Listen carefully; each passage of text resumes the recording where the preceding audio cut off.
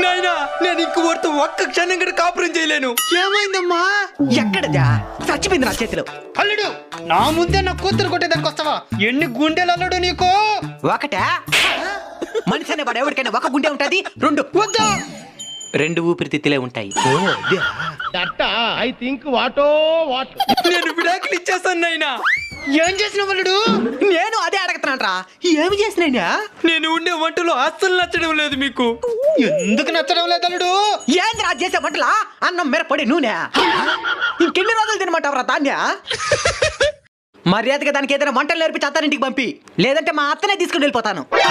కొత్త పని చేయొద్దు అల్లుడు, నేర్పించి పంపిస్తాను. రామ్మా రామ్మా, నేర్పించాను అల్లుడు.